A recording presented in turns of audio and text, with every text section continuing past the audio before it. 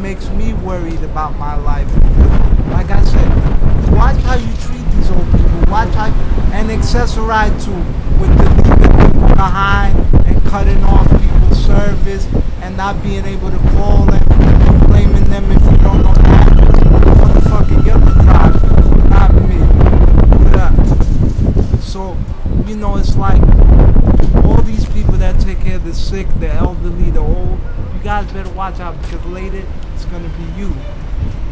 And it makes me worried about my life when I get older because I don't want some stupid, ignorant bastard treating me like I'm not a man. I earned the right to become old enough to become a man, and damn it, I'm gonna die a man. And all these people deserve respect as human beings.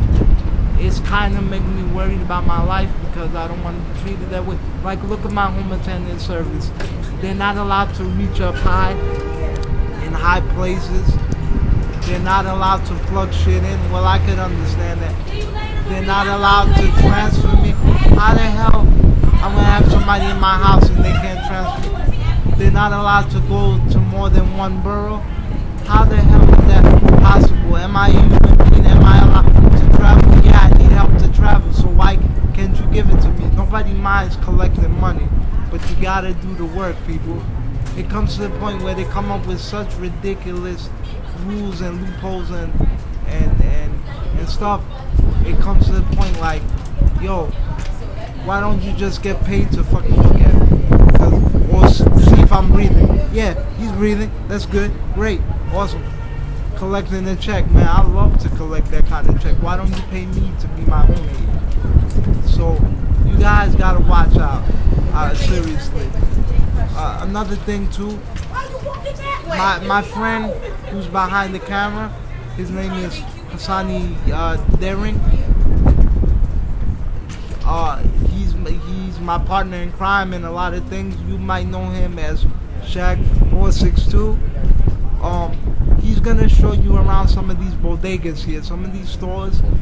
They're not when you on your own time.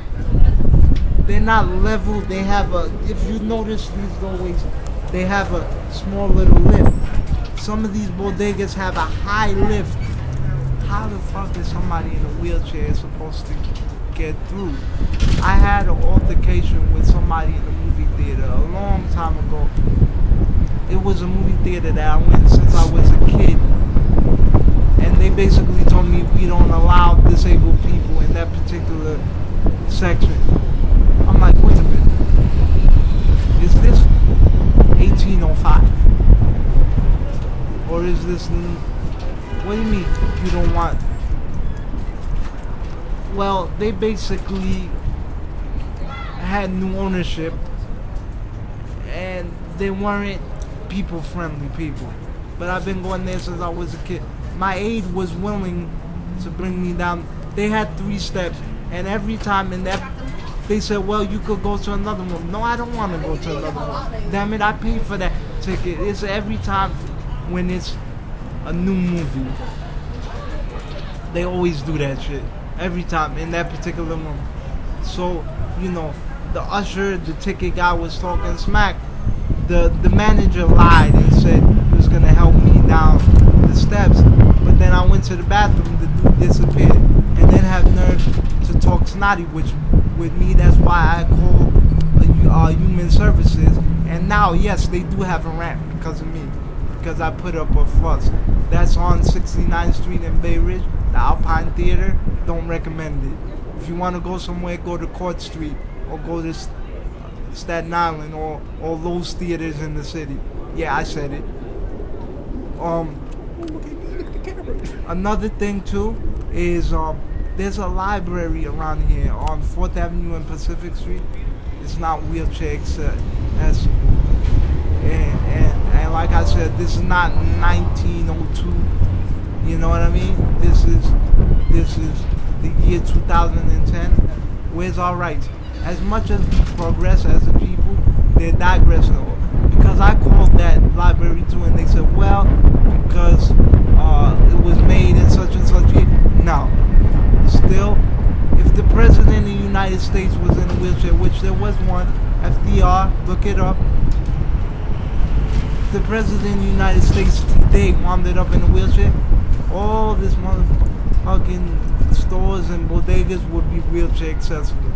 So you guys are not doing your job at one point.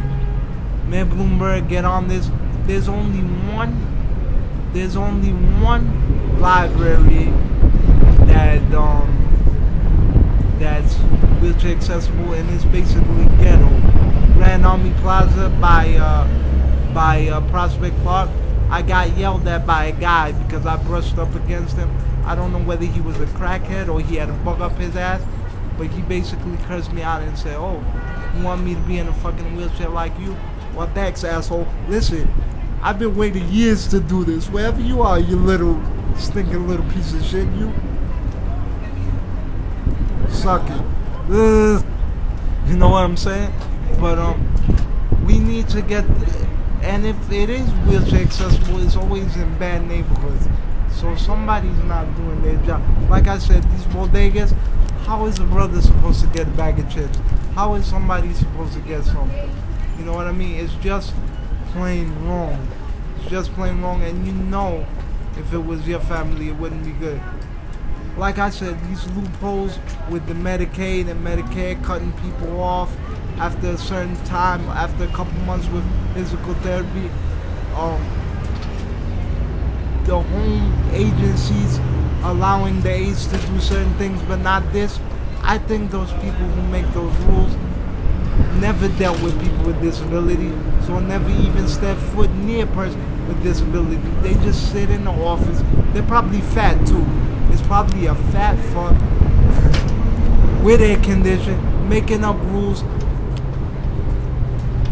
throwing gum at a dartboard and said, "We're gonna make this a law, we're gonna make this a law, we're gonna make this a yes or no, or maybe so," and it's just cockamamie bullshit.